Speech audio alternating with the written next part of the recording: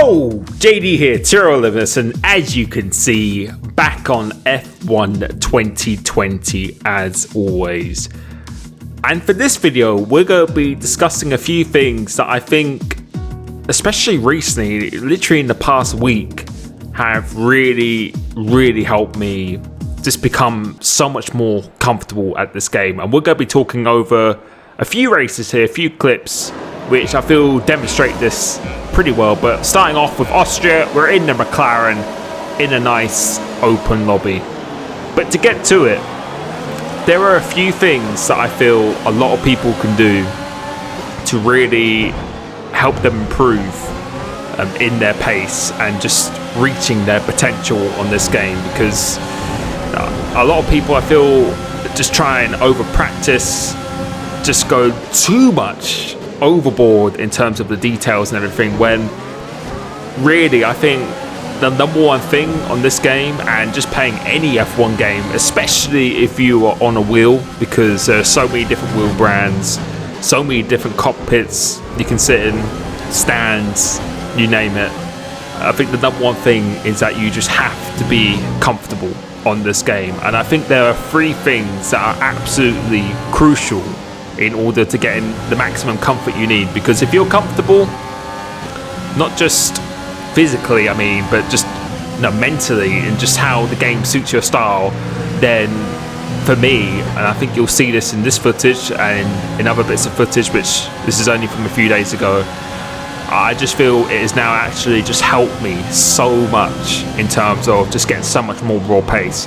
As we say that, we do get the tracking and validation, but it just takes time obviously as well to get used to these things. And the first thing is your calibration settings, and this can go for a controller as well, but this is mainly aimed at wheel users.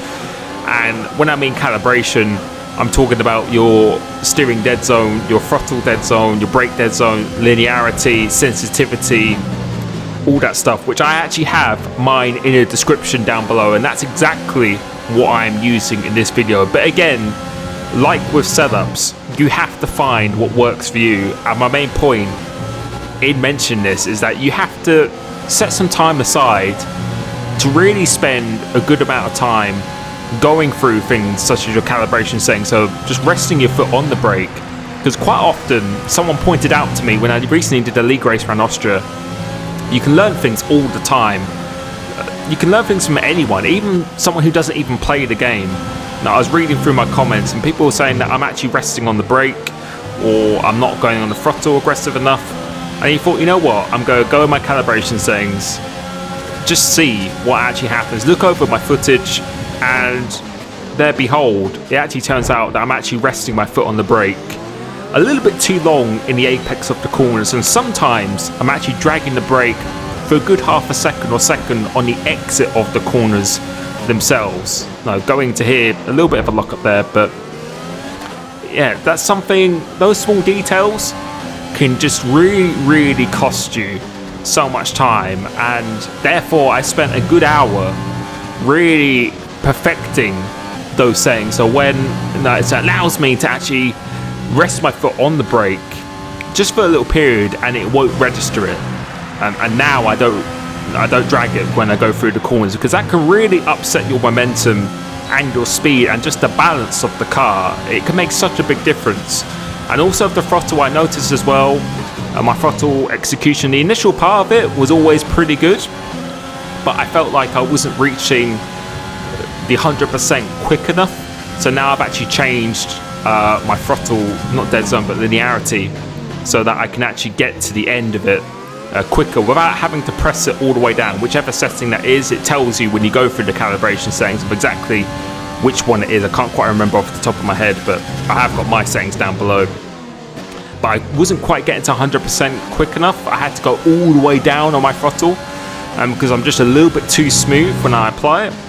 Whereas now I go about 80% of my throttle and it's hitting 100% already. So it just ensures that I am getting to that 100% ever so slightly quicker, which is really important. And yeah, it's made a big difference for me, a really big difference for me, because there's so small changes and details, as I said, they just give you those hundredths in those corners, and adding hundredths or maybe even a tenth when you're driving at a very high level of competition and you're not even far off anyway, it can make the difference between you winning and losing. It really, really can. And like, going into this corner, I used to always struggle on the brakes by just snatching it.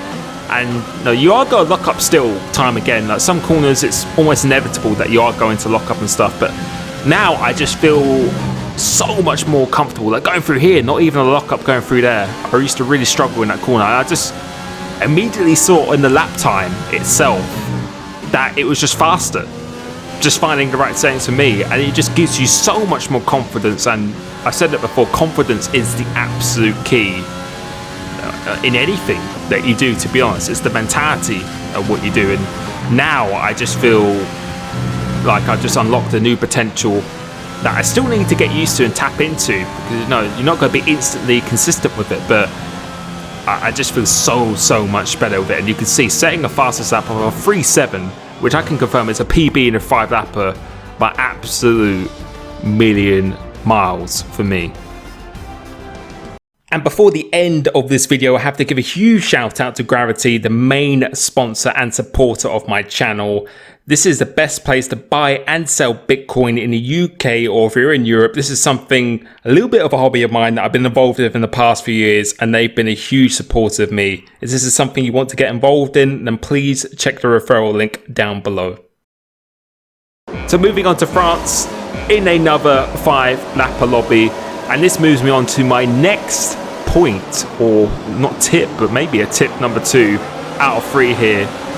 We were discussing about the calibration and just getting the throttle and the brake sensitivity, the steering, which I've also changed to 350 degrees rotation as well on my actual wheel itself. Because again, you just need to analyze your footage now and again and take comments on board, and that's what I always do, as long as they're constructive.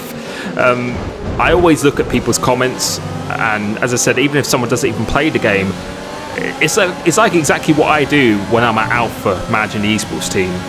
Obviously the drivers like Jarno and Danny, they are faster than me. There is no doubt about that.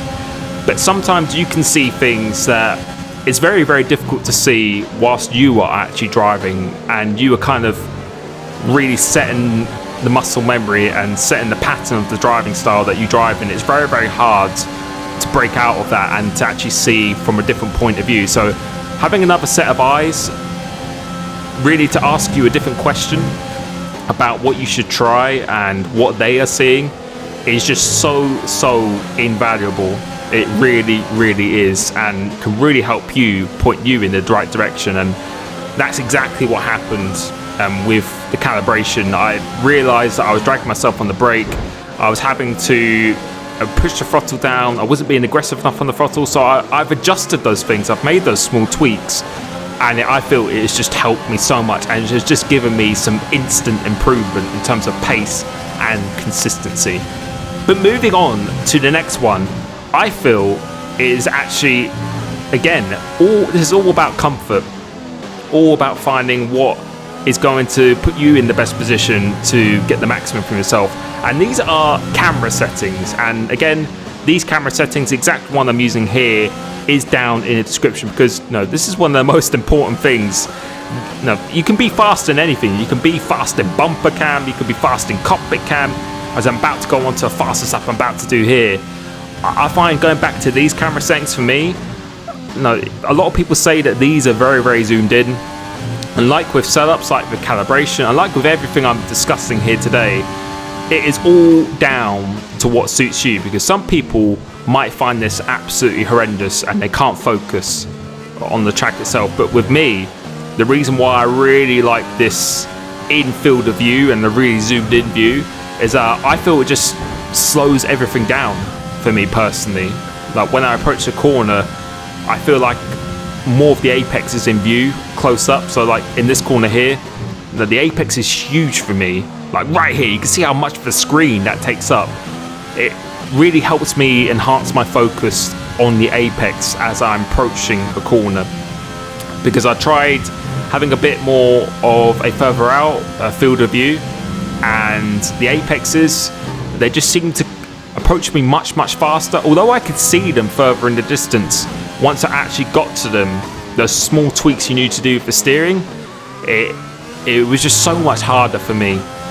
So again, I wouldn't recommend to copy people, but what I would recommend is you've got to find what works for you completely. And this goes with the camera settings. For this one I'm using right now, I just feel I can really focus on the apexes so much more, and having more of the car in view, it just slows everything down. I know that's really weird to say, but it just really does for me. And you've just got to experiment. That's the point I'm making. You've got to experiment. Like Jarno, he uses a much further view out than me, where he can see more of the track, and sometimes seeing stuff in advance, like especially for blind corners, this camera angle, like at Canada, I was really struggling with.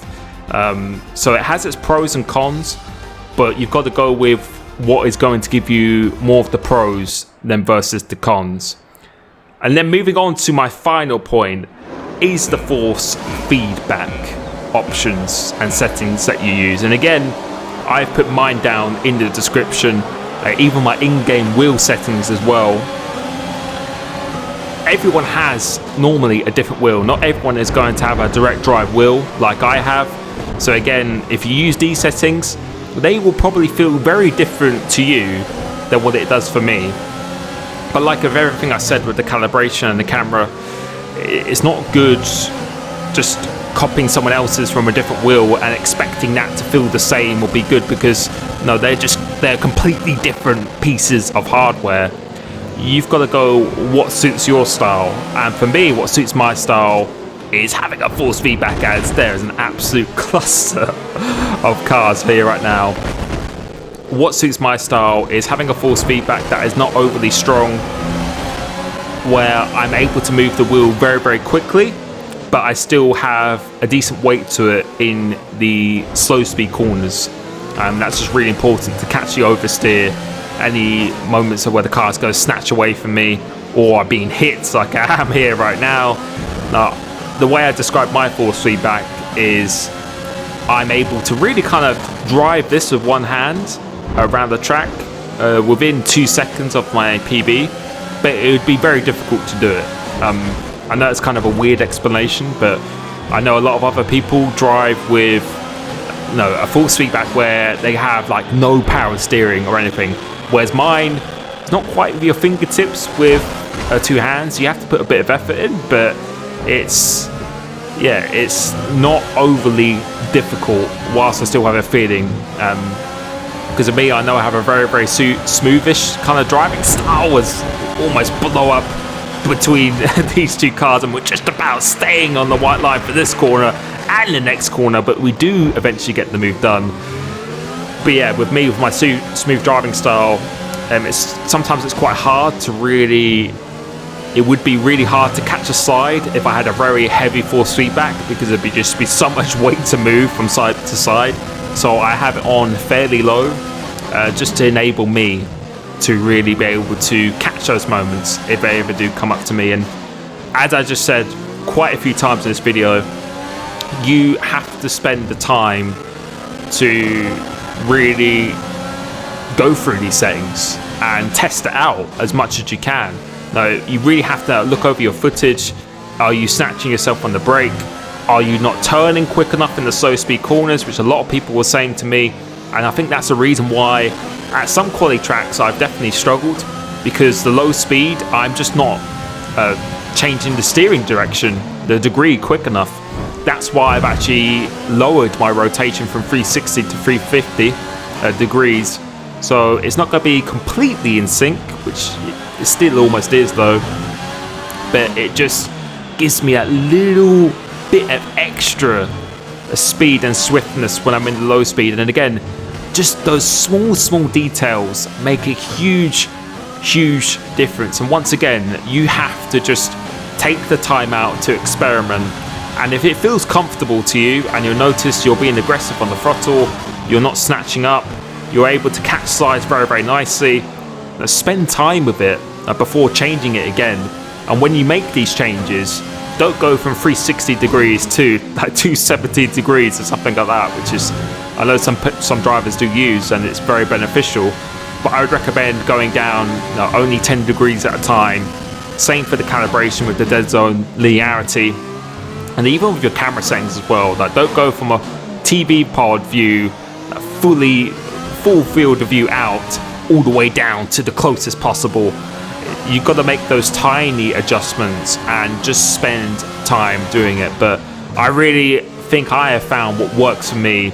I've seen an instant improvement, and yes, you need a good setup and you need to be a good driver, but you need to have good experience and good patience and stuff as well. No, that's an absolute given. But to make yourself comfortable in the cockpit, where you feel you are in the most control of the car that you can possibly be, I think that is something that just gives you that instant confidence and pace, which really translates over into the lap time, because it really has for me. I've definitely been experimenting a lot myself recently, especially when I've had some bad races.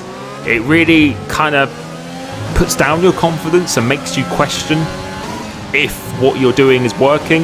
And sometimes you need those moments to really give yourself a period where you're going to analyze yourself. And again, even people who don't play what you do, like I don't play competitive Call of Duty, and I can recommend maybe something to someone else, or maybe something on a different racing game, or anything in life, to be honest. And the input that other people can have on your own driving is sometimes so valuable, because you often don't see what is actually hindering you. And that's my job when I'm at Alpha as well. Jarno and Danny, two of the very fastest drivers. Their raw speed is absolutely insane, and it would take me a lifetime to probably beat them in a fair contest. But sometimes they are not able to take their mind out of their style that they are currently in, and it's really good to recommend things for them to try. And then sometimes it doesn't work, but sometimes it does work, and it can really make the difference in you progressing to another level itself. So that's really what I wanted to discuss today. That there is no magic pill into just being the best on the game and stuff, but I definitely feel having these calibration, camera settings, and the force feedback, if you get those right, then you put yourself on a perfect stepping stone to being the best that you can be. And then once you get those things right, it's all about the other things I discussed before. It's then about the time, the patience, then driving against people who you consider to be better than you. There is no way where you could just reach the top level straight away, but there are definitely ways where you can instantly improve yourself. And I definitely feel the settings that I have used below and just the approach that I've done, it has really helped me. But moving back to this race, haven't even commented on this video. We're having a very nice battle, starting almost in P16, going down the inside of this Alfa Romeo, of this F1N Caesar. He leaves me some good room, so this is actually some good racing so far. I use the rest of my overtake, and going into this left-hander, we are going to do such a good move around the outside, on the inside for this right-hander. Just before we go over the bridge, he's trying to come back at me, but I don't think there was any way through, and that was one of the best moves that I have actually done on this game. And going back to the topic that I've just been discussing about this whole video, in these lobbies itself, I just felt so in control of the car. I just felt like my spatial awareness was completely on point. The track wasn't scary where it was moving too fast through my screen with the camera settings and everything. The calibration, I wasn't snatching my brakes, I wasn't losing the traction, I was being still aggressive on the throttle as well. As you can see, going to 100% very quickly on the exit. Everything just felt so much smoother and just more comfortable to me. And again, I just can't express how important that really is. So that's really what I wanted to talk about in this video. I really hope you have taken something from it. Basically, in a nutshell, take your time in getting these settings right, because they do make such a big difference. They really do. Thank you so much for the support on my videos. It means the world to me. And I will catch you very soon. Peace.